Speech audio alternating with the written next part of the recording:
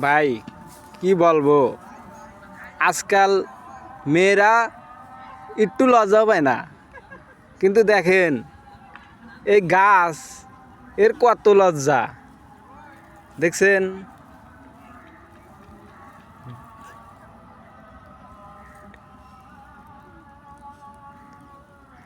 টুকা দেওয়ার সাথে সাথে লজ্জা পায়। তাই যে আজকাল মেয়েদের সে গাছই অনেক ভালো, তাও লজ্জা আছে।